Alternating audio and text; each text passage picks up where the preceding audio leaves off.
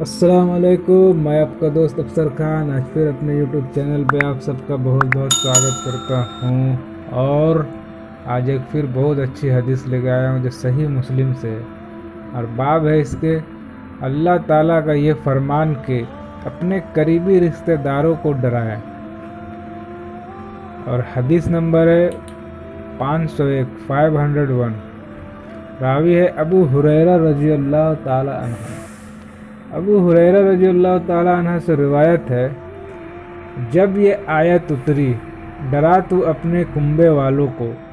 تو رسول اللہ صلی اللہ علیہ وسلم نے قریش کے لوگوں کو بلا بھیجا، وہ سب اکٹھے ہوئے، آپ نے عام سب کو ڈرایا، پھر خاص کیا اور فرمایا، اے کعب بن لوئی کے بیٹو، چھڑاؤ اپنے تائے جہنم سے، اے مارح بن کعب کے بیٹو، چھڑاؤ اپنے تائے جہنم سے، اے عبد شمس کے بیٹو، چھڑاؤ اپنے تائے جہنم سے، اے حاسم کے بیٹو، چھڑاؤ اپنے تائے جہنم سے، اے عبد المطلب کے بیٹو، چھڑاؤ اپنے تائے جہنم سے، اے فاطمہ، چھڑاؤ اپنے تائے جہنم سے، اس لیے کہ میں خدا کے سامنے کچھ اختیار نہیں رکھتا، یعنی اگر وہ عذاب کرنا چاہے تو میں بچا نہیں سکتا، البتہ تم جو مجھ سے ناطہ رکھتے ہو اس کو میں جوڑتا ہوں،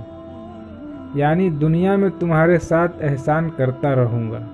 اور اسی حدیث کو ام المومنین عائشہ رضی اللہ تعالی عنہا سے بھی مروی ہے، جب آیت نازل ہوئی کہ تو اپنے کنبے والے کو ڈرا، تو رسول اللہ صلی اللہ علیہ وسلم صفا پہاڑ پر کھڑے ہوئے اور فرمایا، اے فاطمہ رضی اللہ تعالی عنہ، محمد کی بیٹی صلی اللہ علیہ وسلم، اور اے صافیہ عبد المطلب کی بیٹی، اور اے عبد المطلب کے بیٹو، میں خدا کے سامنے تم کو نہیں بچا سکتا، البتہ میرے مال میں سے جو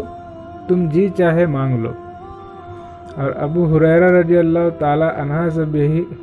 حدیث روایت ہے کہ رسول اللہ صلی اللہ علیہ وسلم پر جب یہ آیت اتری ڈرا تو اپنے نزدیک کے ناتے والوں کو، تو آپ نے فرمایا، اے قریش کے لوگوں، تم اپنی جانوں کو اللہ سے مول لو نیک اعمال کے بدلے، میں اللہ کے سامنے تمہارے کچھ کام نہیں آ سکتا، اے عبد المطلب کے بیٹو، میں تمہارے کچھ کام نہیں آ سکتا، اے عباس بیٹے عبد المطلب کے، میں تیرے کچھ کام نہیں آ سکتا اللہ کے سامنے، اے صافیہ پھوپھی رسول اللہ صلی اللہ علیہ وسلم کی، میں تمہارے کچھ کام نہیں آ سکتا اللہ کے سامنے، اے فاطمہ بیٹی محمد کی، تو میرے مال میں سے جو چاہے مانگ لے، پر خدا کے سامنے میں تیرے کچھ کام نہیں آ سکتا۔ اور ابن عباس رضی اللہ تعالی عنہ سے بھی روایت ہے، جب یہ آیت اتری ڈرا تو اپنے نزدیک رشتہ داروں کو اور اپنی قوم کے مخلص سچے لوگوں کو، تو رسول اللہ صلی اللہ علیہ وسلم نکلے یہاں تک کہ آپ صفا پہاڑ پر چڑھ گئے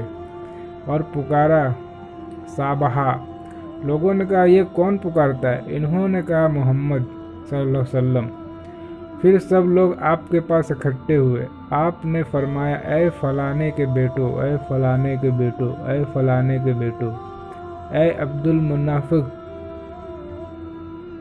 کے بیٹو، اے عبد المطلب کے بیٹو، وہ سب اکٹھے ہوئے، تو آپ نے فرمایا، تم کیا سمجھتے ہو؟ اگر میں تم سے کہوں کہ اس پہاڑ کے نیچے سوار ہے تو تم میری بات مانو گے؟ انہوں نے کہا، ہم نے تو تمہاری کوئی بات جھوٹ نہیں پائی۔ آپ نے فرمایا، تو پھر میں تم کو ڈراتا ہوں سخت عذاب سے۔ پھر ابو لہب نے کہا، خرابی ہو تمہاری، تم نے ہم سب کو اسی لیے جمع کیا۔ پھر وہ کھڑا ہوا، اس وقت یہ صورت نازل ہوئی، تبت یدا ابی لہب، یعنی ہلاک ہو دونوں ہاتھ ابو لہب کے، اور ہلاک ہوا وہ۔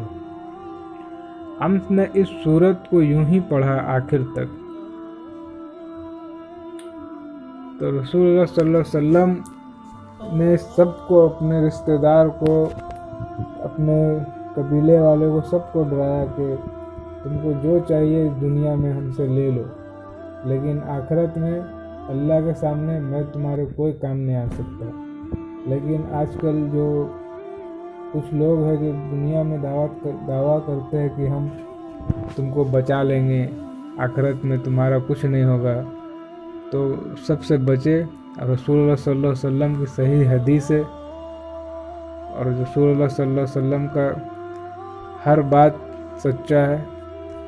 تو اس کو سمجھے اور اپنا اعمال نیک بنائے۔ رسول اللہ صلی اللہ علیہ وسلم نے فرمایا کہ تم مول لو نیک اعمال۔ رسول اللہ صلی اللہ علیہ وسلم کے فرمان کو ہر کوئی کفار مکہ بھی بہت اطمینان سے سنتا تھا، لیکن کیا ہے، جس کو اللہ نے ہدایت دینا تھا اس کو دیا، اور جس کو اللہ تعالیٰ ہدایت نہیں دینا تھا اس کو نہیں دیا۔ تو آج کے حدیث میں اتنا تھا، انشاءاللہ پھر اگلا حدیث لے کے آئیں گے۔ اب دیجیے اجازت۔ السلام علیکم ورحمۃ اللہ وبرکاتہ۔